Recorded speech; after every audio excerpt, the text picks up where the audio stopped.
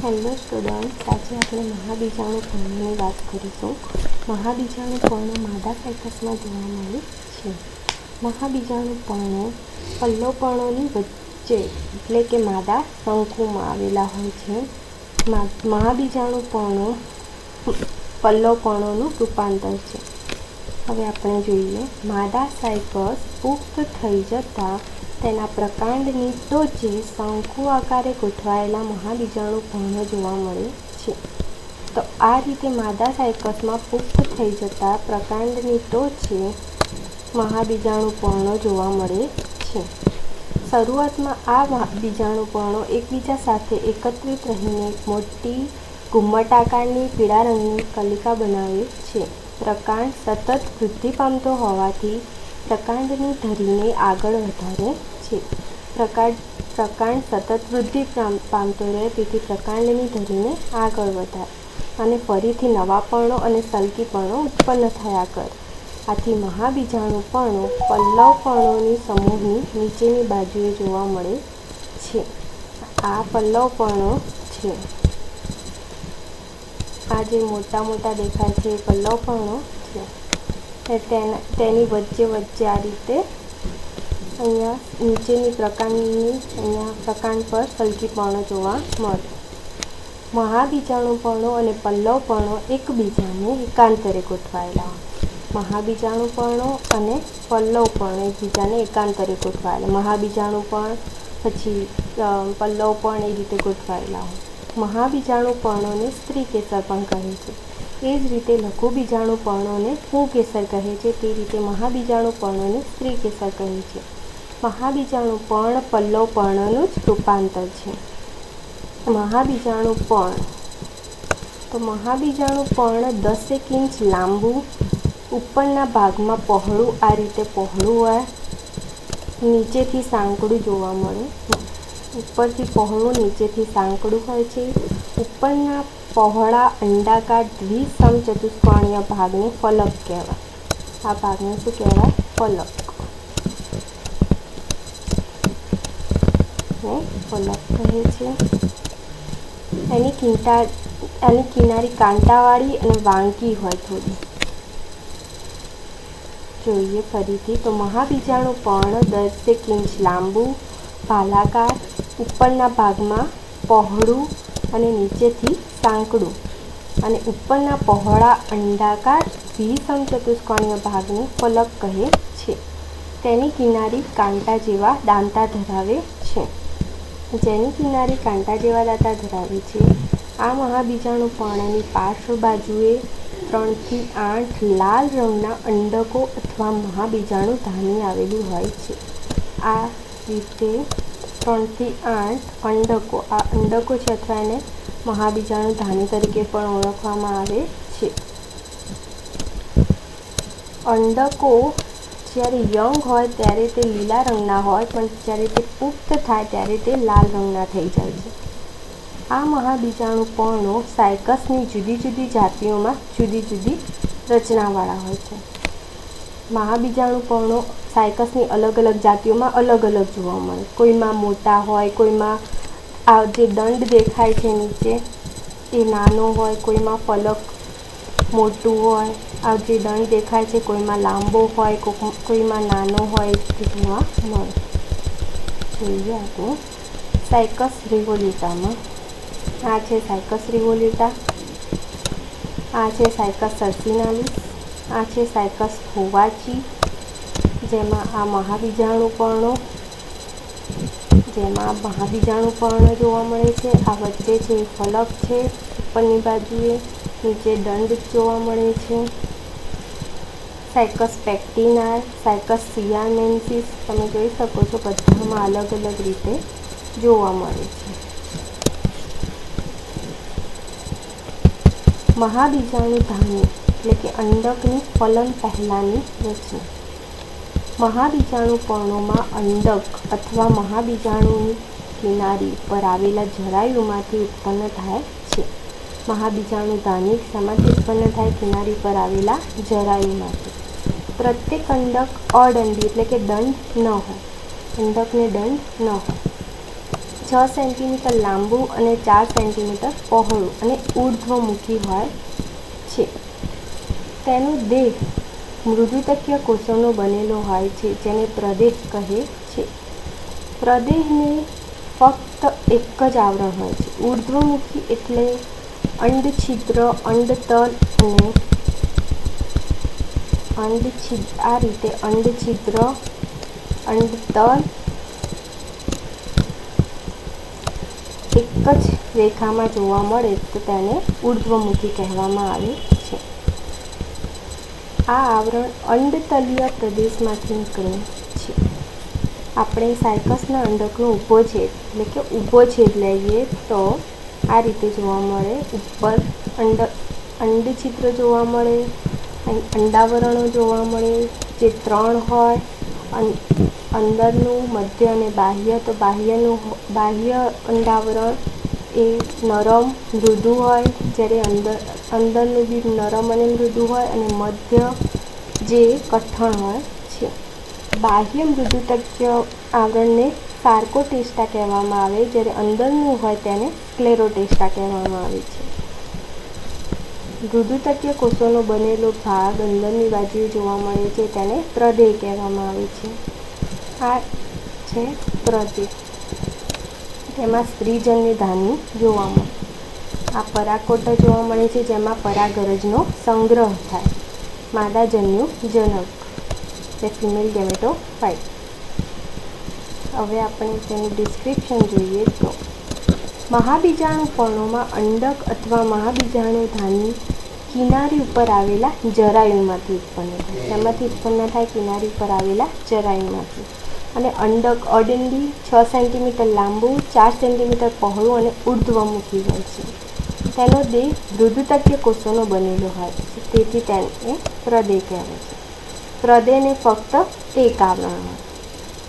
આ આવરણ અંડતલીય પ્રદેશમાંથી નીકળે છે.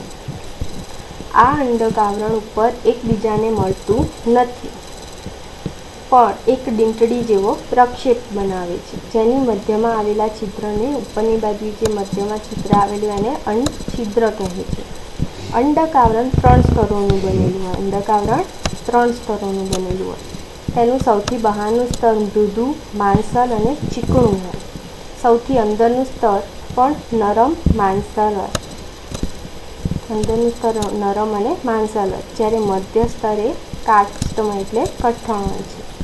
પ્રદેહમાં ફક્ત એક જ મહાબીજાણુ માતૃકોષ વિકાસ પામે છે. તે અર્ધીકરણ દ્વારા 4 મહાબીજાણુને ઉત્પન્ન કરે. પ્રદેહ આ મૃદુતકીય કોષોનો બનેલો પ્રદેહ છે, જેમાં એક મહાબીજાણુ માતૃકોષ વિકાસ પામે. તેની અર્ધીકરણની ક્રિયા થાય, તેમાંથી 4 મહાબીજાણુ બને. તેમાંથી 4 મહાબીજાણુનો વિકાસ થાય.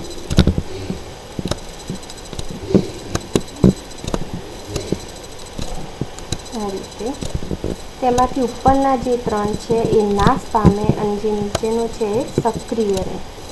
આ જે નીચેનો એક છે એ સક્રિય રહીને મહાબીજાણુ તરીકેનું કામ કરે. તો જોઈએ આપણે તો પ્રદેહમાં ફક્ત એક જ મહાબીજાણુ માતૃકોષ વિકાસ પામે છે. આ રીતે એક જ મહાબીજાણુ માતૃકોષ વિકાસ પામે અને તે અર્ધીકરણ દ્વારા 4 મહાબીજાણુઓને ઉત્પન્ન કરે. 4 મહાબીજાણુ ઉત્પન્ન કરે, એમાંથી 4માંથી 3નો નાશ થાય અને ફક્ત એક જ મહાબીજાણુ વિકાસ પામે.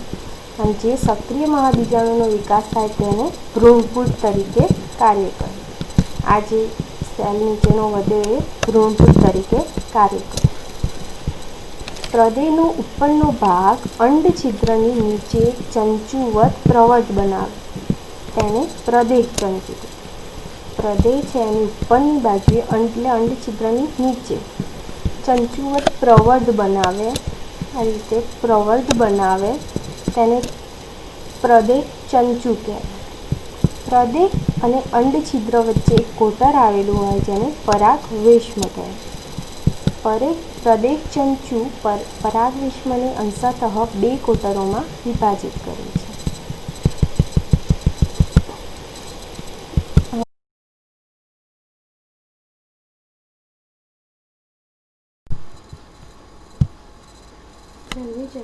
અવસ્થા એટલે કે ગેમેટોફાઇટ. જન્યુજનક અવસ્થા અનાવૃત બીજધારીમાં ગૌણ અવસ્થા છે. એટલે કે જન્યુજનક અવસ્થાને બીજાણુજનક અવસ્થા ઉપર આધાર રાખવો પડે. જો બીજાણુ ઉત્પન્ન ન થાય તો જન્યુજનક અવસ્થા થઈ શકે નહીં. માદા જન્યુજનક અવસ્થા મહાબીજાણુમાંથી અને નર જન્યુજનક અવસ્થા લઘુ બીજાણુમાંથી વિકાસ પામતી હોય છે. તો આપણે જોઈએ જન્યુજનક અવસ્થા ગેમેટોફાઇટ. સાયકસમાં જન્યુજનક અવસ્થા વિષમ સુકાયક છે. માદા જન્યુજનક અવસ્થા મહાબીજાણુમાંથી અને નર જન્યુજનક અવસ્થા લઘુ બીજાણુમાંથી વિકાસ પામે છે. માદા જન્યુજનક મહાબીજાણુ છે. આ પ્રદેહમાં 4 મહાબીજાણુ ઉત્પન્ન થાય, તેમાંથી 3 મહાબીજાણુ નાશ પામી જાય અને 1 મહાબીજાણુ સક્રિય થાય. તેમાં કોષ કેન્દ્ર હોય, એમાંથી તેનું કોષ વિભાજન થઈ અનેક પ્રકારના કોષ કેન્દ્રો ઉત્પન્ન થાય. આ કોષ કેન્દ્રો એક કોષીય હોય. ત્યારબાદ આ કોષ કેન્દ્રો પરિઘ તરફ ખસી જાય અને વચ્ચેની બાજુ આ રીતે મધ્ય રસધાની જોવા મળે. ત્યારબાદ સ્ત્રીજન્યુધાની આ રસધાની છે જે મધ્યસ્થ રસધાની એ નાશ પામી જાય અને તેની જગ્યાએ મૃદુતકીય કોષોનો સમૂહ જોવા મળે. તેને માદાજન્યુજનક કહેવાય. તે રીતે અને ઉપરની બાજુએ આ રીતે 2 સ્ત્રીજન્યુધાની જોવા મળે. તેની અંદર અંડકોષ જોવા મળે અને ઉપરની બાજુએ સ્ત્રીજન્યુધાની ગુહા જોવા મળે. તો આપણે માદાજન્યુજનક જોઈએ. મહાબીજાણુ જન્યુજનકની પ્રથમ અવસ્થા છે. મહાબીજાણુ જન્યુજનકની પ્રથમ અવસ્થા છે, જે આરંભથી અંત સુધી પ્રદેહની અંદર થાય છે. તો પ્રદેહ કોને કહેવાય? તો મૃદુતકીય કોષોનો બનેલો હોય તેને પ્રદેહ કહેવામાં આવે છે. મહાબીજાણુ જન્યુજનકની પ્રથમ અવસ્થા છે, જે આરંભથી અંત સુધી પ્રદેહની અંદર જ રહે છે. માદા જન્યુજનક મહાબીજાણુની અંદર જ ઉત્પન્ન થતું હોવાથી માદા જન્યુજનકના વિકાસને અંતઃબીજાણુ કહે છે. માદા જન્યુજનક મહાબીજાણુની અંદર જ ઉત્પન્ન થતું હોવાથી તેને શું કહેવામાં આવે છે? અંતઃબીજાણુ વિકાસ કહેવામાં આવે છે. મહાબીજાણુનું કદ વધે છે, તેના કોષનું અનેક વખત વિભાજન થાય. આ મહાબીજાણુ છે, જેમાંથી આ 3 જે ઉપરના મહાબીજાણુ છે નાશ પામી જાય અને 1 સક્રિય રહે. એમાંથી એ કોષનું અનેક વખત વિભાજન થઈ કોષ કેન્દ્ર અવસ્થા ઉદ્ભવે. એટલે કે બહુ બધા કોષ કેન્દ્રો ઉદ્ભવે. તેથી મધ્યમાં રસધાનીનો જેમ જેમ વિકાસ થાય, આ રીતે અહીંયા વચ્ચે જેમ રસધાનીનો વિકાસ થાય તેમ તેમ કોષ કેન્દ્રો પરિઘ તરફ ખસતા જાય. તેથી મધ્યમાં રસધાનીનો જેમ જેમ વિકાસ થાય છે તેમ કોષ કેન્દ્રો પરિઘ તરફ ખસે છે. દિવાલો ઉત્પન્ન થતાં કેન્દ્રાભિસારી પેશીનો વિકાસ રસધાની અદૃશ્ય થાય છે. દિવાલો ઉત્પન્ન થાય એટલે મૃદુતકીય કોષો બનવાનું સ્ટાર્ટ થાય એટલે રસધાની અદૃશ્ય થઈ જાય.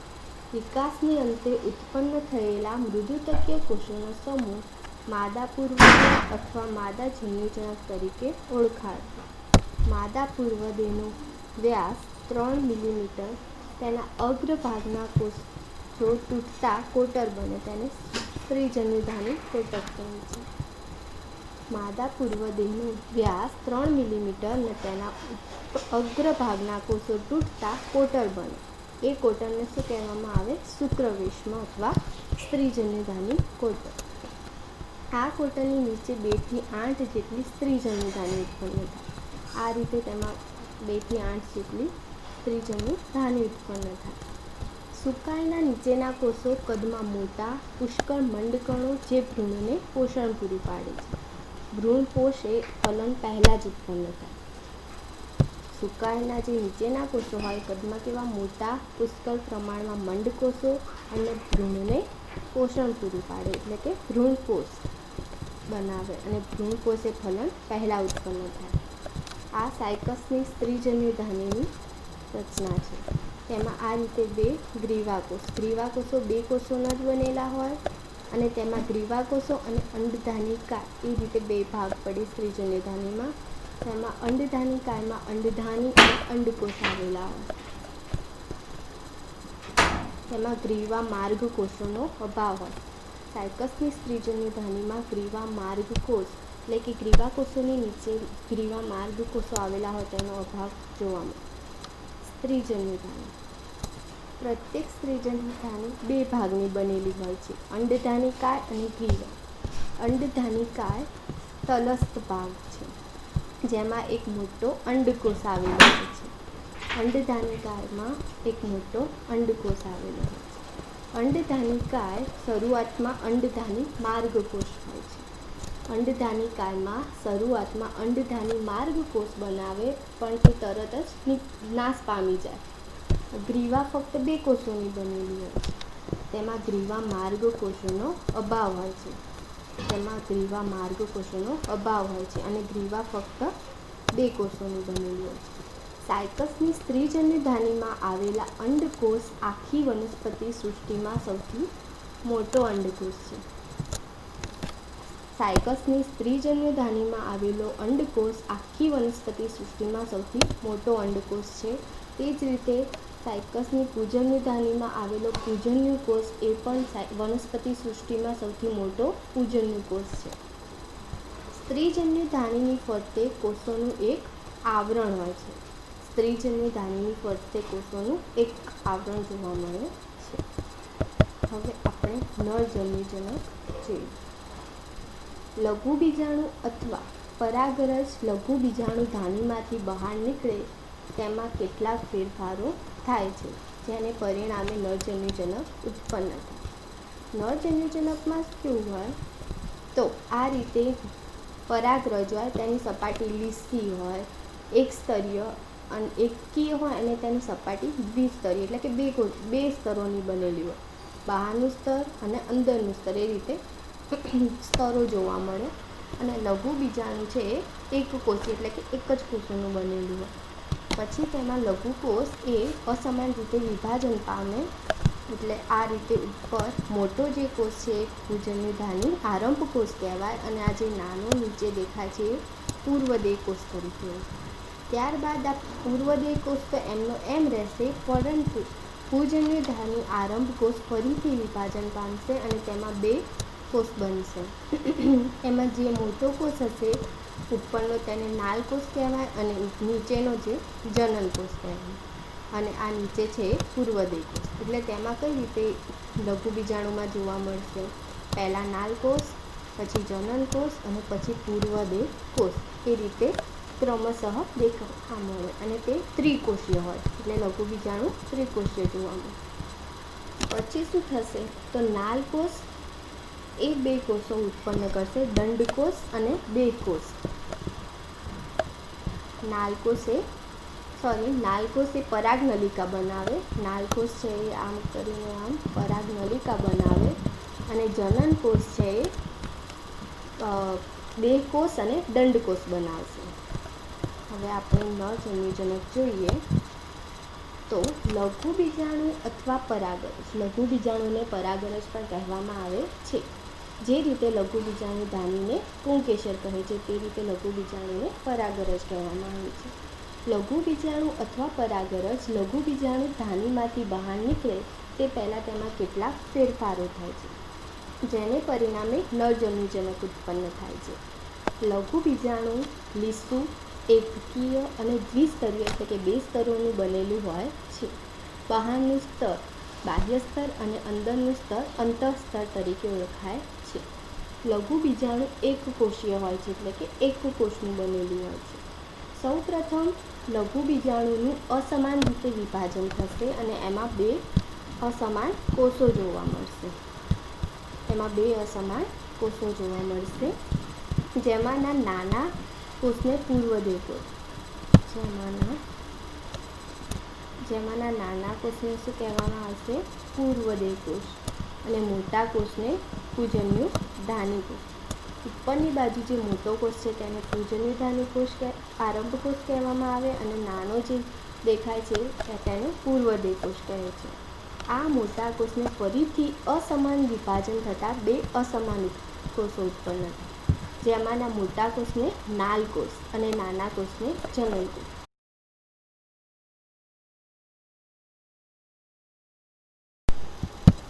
એટલે લઘુબીજાણુનું અસમાન વિભાજન થતાં તેમાંથી 2 કોષો ઉત્પન્ન થાય, પૂજન્યુધાની આરંભ કોષ અને પૂર્વ દેહકોષ. ત્યારબાદ પૂજન્યુધાની આરંભ કોષનું અસમાન વિભાજન થાય, તેમાંથી નાલ કોષ અને જનન કોષ ઉત્પન્ન થાય અને આ છે પૂર્વ દેહકોષ. હવે આપણે જોઈએ તો જેમાં આ મોટા કોષનું ફરીથી વિભાજન થતાં 2 અસમાન કોષો ઉત્પન્ન થાય, જેમાંના મોટા કોષને નાલ કોષ અને નાના કોષને જનન કોષ કહે છે. આમ પરાગનયન પહેલાં લઘુ બીજાણુ ત્રિકોષીય બનેલું હોય, એટલે કે પહેલાં નાલ કોષ, પછી જનન કોષ અને પછી પૂર્વ દેહકોષ, એ રીતે ક્રમશઃ જોવા મળે છે. આમ પરાગનયન પહેલાં લઘુ બીજાણુ ત્રિકોષીય હોય છે અને ઉપરથી નીચેની તરફ તેમાં અનુક્રમે નાલ કોષ, જનન કોષ અને પૂર્વ દેહકોષ જોઈ શકાય છે. ત્યારબાદ નાલ કોષ એ આ રીતે પરાગ નલિકા બનાવે, નાલ કોષ આ રીતે પરાગ નલિકા બનાવે અને જનન કોષનું વિભાજન થઈ તેમાંથી 2 કોષો ઉત્પન્ન થાય, દેહકોષ અને દંડકોષ. દેહકોષ અને દંડકોષ આપણે જોઈએ તો આ ત્રિકોષીય અવસ્થામાં લઘુ બીજાણુ પવન દ્વારા માદા સાયકસ ઉપર રહેલા મહાબીજાણુની પર્ણની અંડકની ટોચ પર પડે. પવન દ્વારા માદા સાયકસ ઉપર આવેલા જે મહાબીજાણુ પર્ણ છે એની અંડકની ટોચ ઉપર પહોંચે અને નરજન્યુજનકનો વિકાસ પરાગ કોટરમાં થાય. પરાગ કોટરમાં પરાગરજનો સંગ્રહ થાય, ત્યાં પરાગ કોટરમાં નરજન્યુજનકનો વિકાસ થાય. પરાગ કોટરમાં દાખલ થયા પછી પરાગરજનું અંકુરણ થાય. પરાગરજમાં દાખલ થયા પછી ત્યાં તેનું પરાગરજનું અંકુરણ થાય એટલે એનું જે બાહ્ય કવચ એ તૂટી જાય. નાલ કોષ પરાગ નલિકા બને, જે નાલ કોષ એ આ રીતે લાંબી પરાગ નલિકા બનાવે અને જનન કોષ જે નાલ આ રીતે હતું, નાલ કોષ પછી જનન કોષ, નીચે નાલ કોષની નીચે જનન કોષ અને ત્યારબાદ હતું પૂર્વ દેહકોષ. તો નાલ કોષ એ પરાગ નલિકા બનાવે તો જનન કોષ એ વિભાજન પામી 2 કોષો ઉત્પન્ન કરે, દંડકોષ અને દેહકોષ, અને આ રીતે નીચે પૂર્વ દેહકોષ. તો જે દંડકોષ હશે એ એમનો એમ રહેશે, પણ દેહકોષ છે એનું ફરીથી વિભાજન પામી એક ચલ પૂજન્યુ બનાવે, એ 2 ચલ પૂજન્યુ બનાવે. તો આપણે જોઈએ તો જનન કોષ ફરીથી વિભાજન પામી 2 કોષ ઉત્પન્ન કરે, જનન કોષ ફરીથી વિભાજન પામી 2 કોષ ઉત્પન્ન કરે, દેહકોષ અને દંડકોષ, દેહકોષ અને દંડકોષ. દેહકોષના વિભાજનથી 2 ચલ પૂજન્યુ ઉદ્ભવે. દેહકોષ જે બન્યો એ ફરીથી વિભાજન પામે અને 2 ચલ પૂજન્યુ ઉત્પન્ન કરે. આ જે ગ્રીન કલરના દેખાય છે એ 2 ચલ પૂજન્યુ છે, એ 2 ચલ પૂજન્યુ છે, બરાબર. અને આ ગુલાબી કલરનો દેખાય છે દંડકોષ છે. પરાગ નલિકામાં આ દંડકોષ અને આ રીતે 2 ચલ પૂજન્યુ એ પરાગ નલિકામાં જોવા મળે છે.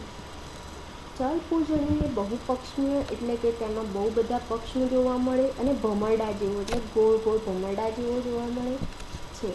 તેના નીચેનો સાંકડો ભાગ એ કુંતલ આકારે પક્ષમાં હોય છે, તેના નીચેના સાંકડો ભાગ હોય તેમાં પક્ષમાં જોવા મળે. આ રીતે ભમરડા જેવો હોય એટલે આ નીચેનો જે ભાગ હોય સાંકડો ત્યાં બહુ બધા કુંતલ આકારે પક્ષમાં જોવા મળે. દરેક ચલપુંજન્યુ એ 300 માઇક્રોમીટર લાંબુ અને 200 માઇક્રોમીટર પહોળો હોય છે. જલપુંજન્યુ 300 માઇક્રોમીટર લાંબો અને 200 માઇક્રોમીટર પહોળો હોય છે. સાયકસનો ચલપુંજન્યુ વનસ્પતિ સૃષ્ટિમાં સૌથી મોટો છે. જે રીતે સાયકસનો અંડકોષ એ વનસ્પતિમાં સૌથી મોટો છે તે રીતે તેનો ચલપુંજન્યુ પણ વનસ્પતિ સૃષ્ટિમાં સૌથી મોટો હોય છે. હવે આપણે પરાગનયન વિશે એટલે કે પોલિનેશન વિશે જોઈએ તો સાયકસમાં પરાગનયન એ પવનની મદદથી થાય. જે અમુક દ્વિઅંગી અને ત્રિઅંગી વનસ્પતિઓમાં પરાગનયન કઈ રીતે થતું તો પાણી દ્વારા થતું, પરંતુ પરાગનયન અનાવૃત વિસ્તારીમાં પવનની મદદથી થાય છે. સાયકસમાં પરાગનયન પવનની મદદથી થાય છે. પરાગરજ વગજણમાં હલકી, એકદમ સૂકી, ફૂંક મારીએ તો બી ઉડી જાય એવી શુષ્ક, એકદમ સૂકી અને સૂક્ષ્મ, એકદમ નાની હોય અને પરાગરજ વજનમાં હલકી, શુષ્ક અને સૂક્ષ્મ હોવાથી પવન દ્વારા સરળતાથી દૂર જઈ શકે. પવન દ્વારા પરાગરજ અંડક ઉપર ચડે, એટલે કે આ રીતે પરાગરજ અંડક ઉપર પડે અને અંડક ઉપર પડે અને પછી એ અંડક ક્લેદમય આવરણમાંથી ચીકણા પ્રવાહીનું સ્ત્રાવ કરતું હોવાથી એ પરાગરજ ત્યાં ચોંટી જાય અને ચીકણું પ્રવાહી એ જે પ્રવાહી હોય એ સુકાઈ જાય એટલે એ પરાગરજ ક્યાં દાખલ થાય? પરાગરેશમમાં. અને પરાગરેશમમાં ત્યાં તેનું અંકુરણ થાય. પરાગનયન કોને કહેવાય? તો ચલપુંજન્યુ અને અંડકોષ એ બંને ભેગા થઈ ફલન કરે, એમાંથી ફલિતાંડ બનાવે. સાયકસમાં પરાગનયન બાદ ઘણા સમય બાદ ફલનની ક્રિયા થાય. સાયકસમાં પરાગનયન લાંબા સમય બાદ થાય, એમ નહીં કે થોડા સમય બાદ થઈ જાય, એવું ના હોય. પરાગરજ પરાગરેશમમાં દાખલ થતાં અંડકનો ડીંપડી જેવો પ્રક્ષેપ જે હોય એ કઠિન બને અને આ ઉપરનું જે અંડછિદ્ર હોય એ પૂરાઈ જાય. પરાગરજ પરાગરેશમમાં લાંબા સમય સુધી આરામ કરે, ત્યારબાદ તેનું અંકુરણ થાય. પરાગરજ પરાગરેશમમાં લાંબા સમય સુધી રહે અને થોડીવાર પછી તેનું અંકુરણ થાય. પરાગરજ અંકુરણ પામીને શું બનાવે? પરાગનલિકા. આ રીતે લાંબી પરાગનલિકા બનાવે પરાગરજ. જે માદા જન્યુજનકની ટોચમાં આવેલા જે માદા જન્યુજનક હોય, અહીંયા આ માદા જન્યુજનક છે તો એની ટોચમાં આવેલા શુક્રવેશમમાં પ્રવેશ કરે. શું? પરાગનલિકા. આ શર્કરાયુક્ત થોડું ઘણું પ્રવાહી પરાગનલિકાની ટોચમાં રહે.